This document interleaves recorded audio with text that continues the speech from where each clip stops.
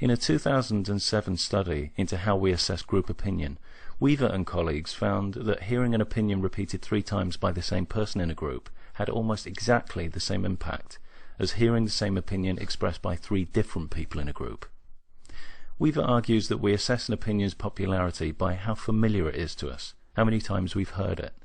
And unfortunately, our brains don't always distinguish between an opinion expressed by many individuals and an opinion merely repeated by the same few. We can be self-defeating in our conformity. Say we have a group of people holding opinion X. Unbeknownst to the group, half of them secretly disagree, but due to the social penalties they've seen dished out to a few individuals who have disagreed, they keep quiet.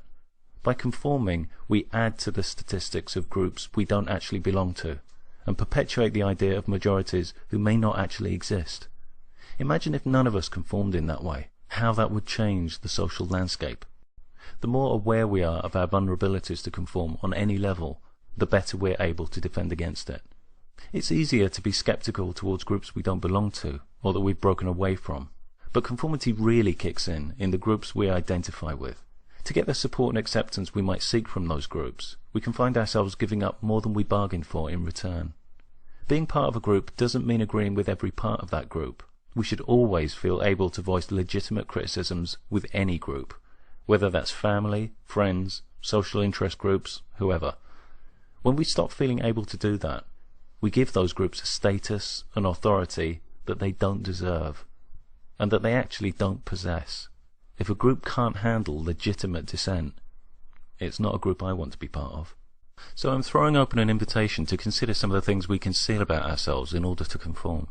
Preferences, activities, beliefs, physical characteristics that violate no one, but for some reason we submit to a perceived consensus that they're unacceptable. What kinds of fears lie behind our conformity on these things? Are these judgments rational? You don't like to dance? Don't dance. The ideas, the books, the films, the people that inspire me are the ones that celebrate diversity, individuality, authenticity. I've certainly never been inspired by anyone who's encouraged conformity to the group, anyone who's tried to encourage fear, or tried to shrink my comfort zone. People who come out with this kind of fallacious bullshit. Have you? I say question this stuff. Question the group. And let's risk being more fully ourselves.